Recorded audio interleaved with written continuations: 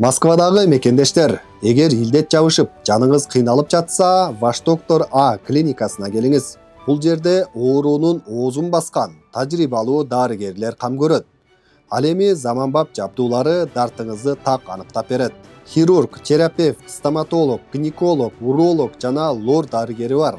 Ошондой эле балаңызды сүннөткө отургузуп, дартты аныктоочу анализдерди да тапшыра аласыз. Кубанычбек Алибековдун Ваш доктор А клиникасы Москвадагы ишенимдүү жана абийирдүү клиникалардын бири. Измайловская метросунун жанында 3-Парковая көчөсү 12 дарегинде жайгашкан. Амансыздарбы көрөрмандар. Биз азыр Жалал Абадтабыз, тагыраагы Нокен районунда. 13-округ барыңыздардын эсиңиздерде болсо керек. Баягы шайлоо участкаларында видео тартып, татаалдык контрол кылгандан, көзөмөл кылгандан кийин ушул жакта шайлоонун жыйынтыгы жокко чыгып, 3 депутат шайланбай калган 13-округунан. Эми азыр ошол шайлоо процесстери башталып атыптыр. Биз жумуштарыбыз менен Ошко барып келатканбыз, анан маалымат угуп калып, бул жерден кире кетели. Бүгүн ушул жерде Чучук Улакка кармашат экен, анан БШКнын төрагасы келип, шайлоо боюнча маалыматтар берилип, түшүндүрүү иштери болот экен. Анан кире кетели, көрүп кетели. Ошого кошо эле кимдер катышып атыптыр бул шайлоого, талапкерлер менен тааныштыра кетели деп атабыз. Анда азыр кирип көрөлү. Бул мурдагы шайлоодо Бакыт Сыдыков, Айбек Алтынбеков жана Айгүл Карабекова деген айым өткөн депутаттыкка. Эми Бакыт Сыдыков менен Айбек Алтынбеков бул округдагы депутаттык мандатты менчиктеп алган эле десек болот. Алар бир нече ирет буга чейин шайланышкан. Бул ирет дагы депутаттыкка өткөндө жанагындай окуянын айынан жыйынтыгы жокко чыгып кеткен. Эми азыр алар кеткенден кийин кичине бошогондон кийин орундар кимдер келет экен, кимдер депутат болсом деп атат экен, көрөлү.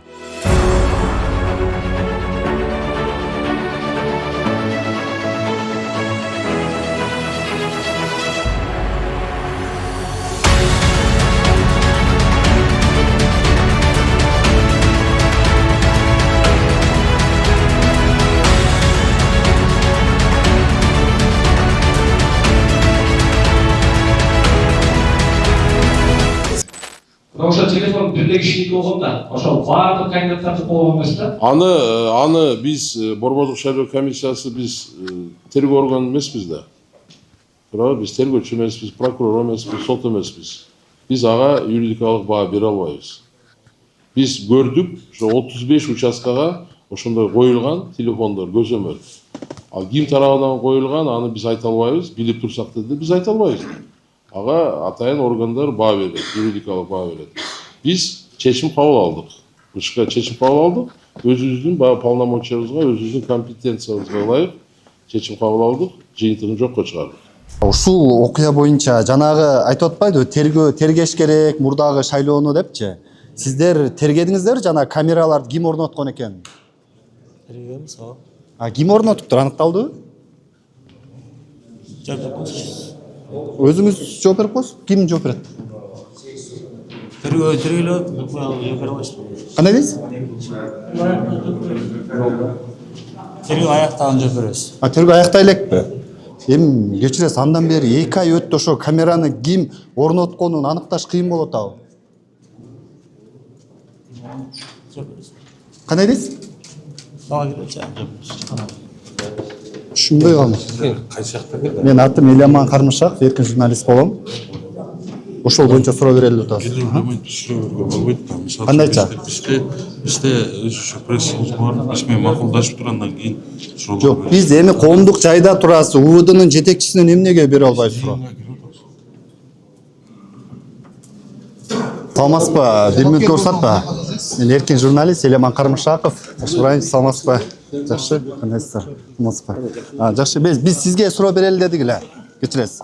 Бул 13-мурдагы шайлоо боюнча азыр БШКнын төрагасы айтпадыбы? Жана камераларды ким койгонун, татаалдык контролду ким кылганын укук органдар текшериш керек деп. Текшердиңиздерби сиздер? Укук органдар текшерген, азыр эмеске, азыр ошол факт боюнча кылмыш иш козголгон. Кылмыштын жыйынтыгы менен кылмыш кыскарган. Эмнеге?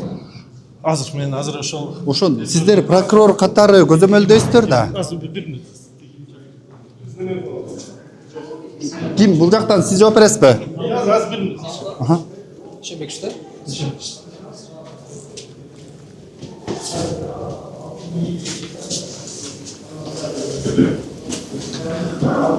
Бул эми шайлоо эркин журналист Элеман Карымшаков.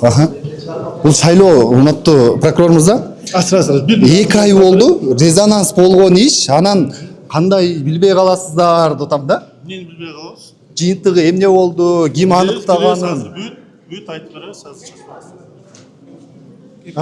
Ооба. Таныштырдым, мен өзүнө таныштырдым. Эми келсин ооба.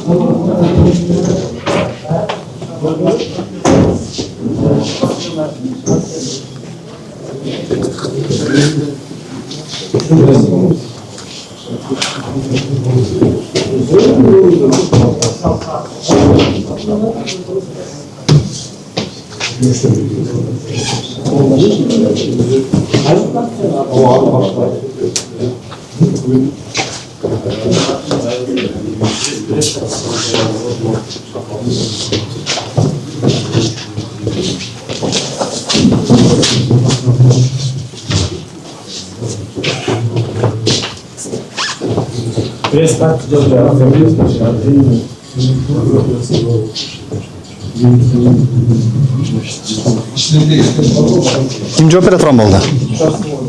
Сиз жооп бересизби? Самаспа. Менин атым Элеман Карымшаков. Хорошо? Эркин журналист болом. Сиздер ушул жактан жооп бергизбейби?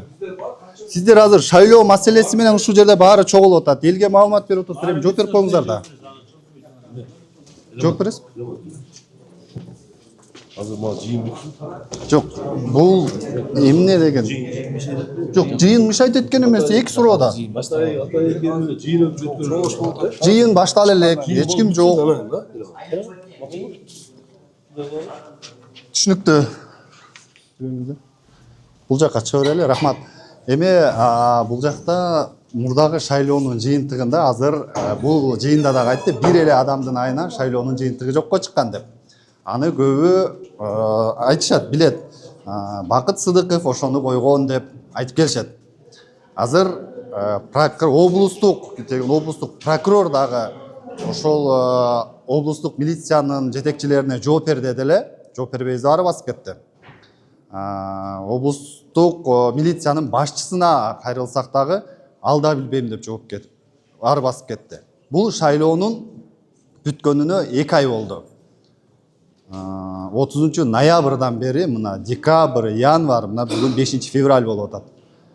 Кантип 2 айда ошол 35 участкага камераны ким койгонун аныктай алышкан жок.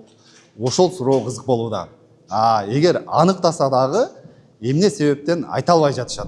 Тынчтык Ибраимович, мурда азыр бунун баары ошол 13-округда жанагы татаалдык контроль болгондун айынан кайра монтип чогулуп отурабыз баарыбыз. Ооба. Бюджеттен 18 миллион сом кайра кетип атат. Ооба. Анан ошол ким камера койгонун аныктай албай атышыптыр. Бул жактан прокурордон сурасак дагы, облустук милициянын жетекчиси дагы айтуудан тайсалдап атат эмнегедир. Анан сиздер өзүңүздөр БШКнын мүчөлөрүнө кандай чара көрдүңүздөр ошол боюнча? Биз шайлоо комиссиянын төрагаларын толук ошол 35 шайлоо участкадагы төрагаларын жумуштан алдык. Биз өзүбүздүн алкабызда, өзүбүздүн компетенциябызга ылайык чара көрдүк. Андан эми оор чара биз көрө албайбыз. Ошо төрагалыктан биз аларды алдык жумуштан. Себеби ошол баягы видео көзөмөл коюлуп атканда алар чара көрүш керек эле, ошого жол бербеш керек эле да. Ошол эмне себептен ушуга жол беришиптир алар? Мындай алдын ала түшүндүрүлгөн, айтылгандай, мынтип маңдайыңна койсо болбойт камераны деген. Анда мен ачык эле айтайын, мен жеке оюм корккондон да. Себеби кээ бирки талапкерлер күчтүү, белгилүү, таасирдүү, анан баягы адамдык фактор да. Ошо шайлоо комиссиянын мүчөлөрү же төрагасы балким ойлогондур, эртең бир залакасы тийип калабы деп коркконунан көз жумуп койду да. Жөнөкөй сөз менен мен ушинтип айтат элем да. Хотя ал туура эмес. Ким болбосун, ал ошол реакция кылыш керек. Бирок реакция кылган шайлоо участкалары бар. Айткандар, туура эмес, андай кылбаңыздар дегендер бар. Алар жол берген эмеспи? Алдырганбы камералар же укпай койгонбу аларды? Жок, жол берген эмес. Мисалы кээ бирки жерлерде алар коюлбай калган. Жалпысынан 94 шайлоо участкасы болсо 35-ине коюлган да. Ошондо 59-уна коюлган эмес да.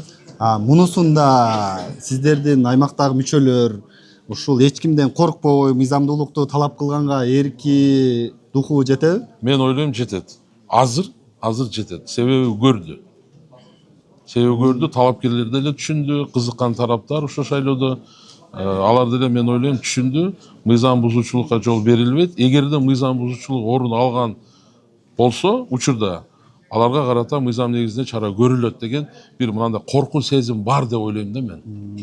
Түшүнүктүү. Рахмат. Ийгилик эми бул шайлоо ачык, таза өтөт деп Кудай ишенебиз. бурса өтөт. Таза, жакшы болот. 13-округда ошентип 23 талапкер ат салыша турган болуп атат. Алар буга чейин 25 деп айтылган. Бүгүн эле экс-депутат Шарапаткан Мажитова талапкерлигин алыптыр. Анан дагы бирөөсү алды деп 23 калды. Жалпы жонунан бул аймакта 161 миң шайлоочу бар экен. Ушул кайра шайлоону өткөрүүгө жанагындай окуянын айынан бюджеттен 18 миллион сом коротулуп жатыптыр. Эми 9 февралда үгүт иштери башталат. Биз эмнени айткыбыз келет? Талапкерлер тууралуу сиздерге тааныштырып көрсөттүк. Анын арасында мурдагы депутаттар дагы бар. Айтсак Асланбек Эгембердиев, ал дагы Бакыт Сыдыков, мурдагы шайлоонун жыйынтыгында жокко чыгып кетип өтпөй калган, шайлоону жыдытты деген Бакыт Сыдыковдун жакын адамы деп кээ бири шопуру дешет, бирок ал маселени четке какты. Мен жөн гана жардам берип иштеп жүргөм деп. Ошол бар Асланбек Сыдыков, мурдагы депутаттардан Замирбек Мамасадыков, анан жана шайлоого өтпөй калган Айбек Алтынбековдун иниси Чомоев Алмазбек Алтынбекович дагы катышып атат. Бирок ал өзү бүгүн келген жок, анын өкүлү келиптир. Андан дагы пикирин суроо берели десек. Башкалардан Айгүл Карабекова аялдардан өткөн болчу, ал дагы анын бул жолдошу күйөөсү катышып атат экен шайлоого. Башка тармактардан, ар кайсы тармактардан келиптир. Мугалимдер, маданият чөйрөсүндөгүлөр, ишкерлер, ушул сыяктуу талапкерлер ат салышып атыптыр. Эми ушул шайлоо таза, так, жакшы өтөт деп ишенебиз.